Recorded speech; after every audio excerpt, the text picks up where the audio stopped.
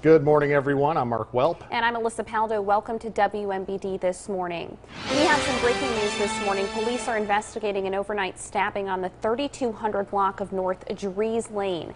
Police have confirmed that a female was stabbed sometime after 2 a.m. Details are limited at this time, but we will update you as we learn more. And developing this morning, the Peoria community is sounding off about a plan for affordable housing in Peoria. The Southside Office of Concern presented information on a 49-unit development during an information meeting Monday night. They say the city needs more affordable housing, adding that the space is an area of opportunity. But some are against the plan, saying the land off War Memorial isn't a good fit for its intended use, and also say there are too many unanswered questions. Right now, nothing is set in stone. The developer still has to go through a lengthy process to apply for financing before they can submit a proposal to City Council. Students in Peoria Public Schools will have a new break starting next fall. Administrators say adding an October break would increase attendance among teachers and students. In order to get it, students will no longer get Columbus and Casimir Pulaski days off.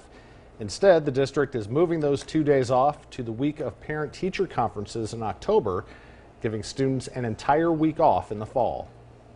The school board also talked about the recent shooting in Florida and reiterated the district is exploring all avenues to prevent anything like that from happening here in Peoria. Board member Dan Walther was actually in Florida on vacation the day of the shooting and has requested a review of security at every school in the district.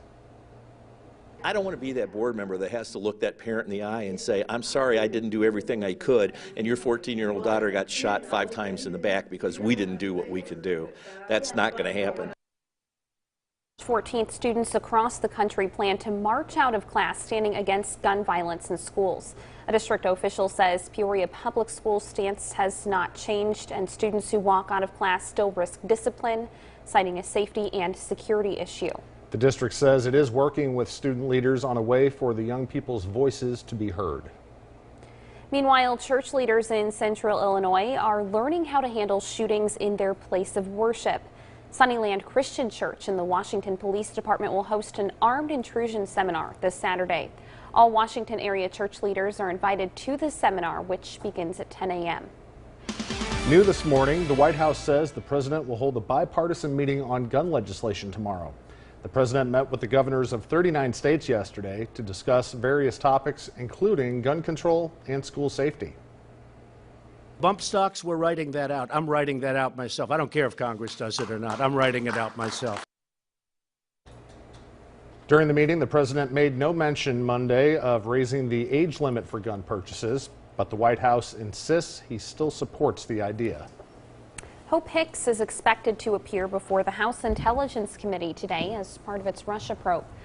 The White House Communications Director will field questions behind closed doors about whether anyone in the Trump campaign might have had contact with Russians. It's unclear if the White House has placed limitations on the scope of her testimony. The Supreme Court hears arguments in a case about a union worker from Illinois that could send shockwaves across the country. The question: should states be allowed to force government employees to pay union dues if they don't belong to a union? Raquel Martin explains what's at stake. The fundamental issue is my right to choice. The fundamental issue is that with my very first paycheck, I had a fee come out of my paycheck, and I had to pay the fee. Nobody asked me. He's the Springfield man at the center of a historic battle over union power and free speech. Mark Janis works at the Department of Health Care and Family Services. He argues he shouldn't have to pay $45 a month to the union. I wasn't given the opportunity to say yes, which also is ultimately the ability to say no. And because I haven't had that choice, that's what I'm fighting for. Monday, the Supreme Court heard the first arguments of Janis versus AFSCME, a case first filed by Governor Rauner nearly 3 years ago. He says forcing government employees to pay union fees is a direct conflict of interest. Everything a government union does is political by its very nature. It impacts taxpayers, it impacts government and politics. 100%. The claim has sparked outrage from union leaders nationwide who took to the steps in protest. Attorney General Lisa Madigan gave sharp criticism of the case. I think everybody knows what this case is really about. This case is not about impinging on anybody's First Amendment rights. The law already protects people's First Amendment rights. This is a case where there are a small group of very well-funded right-wing extremists that want to eliminate unions throughout this country. Justice Ruth Bader Ginsburg questioned whether workers who aren't forced to pay fees, even union supporters, will stop paying because they're still getting the union benefits without contributing. Justice Anthony Kennedy suggested unions are only worried about their political power. It's National Pancake Day, and a restaurant here in Central Illinois is celebrating by giving back. IHOP restaurants will be offering free short-stack pancakes today. But for every pancake served, guests are asked to make a voluntary donation to the Children's Miracle Network hospitals. Donations from Peoria, East Peoria, and Bloomington locations will be staying local and will benefit the OSF Healthcare Children's Hospital of Illinois.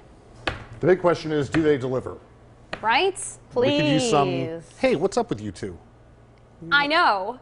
I didn't get the memo. close. So Pretty Lauren close. walked into the newsroom and I said, we got to start, like keeping a tally on this because we have coordinated colors for a pretty long stretch here. Yeah, it's pretty Even good. if we're not wearing the same color, Yeah. like they've got, the pattern will have that color incorporated in it. Crazy. I don't know what's going Although on. I feel like you two match more often than not, though. This is one of those days. We've never clashed before. Right. Thank goodness.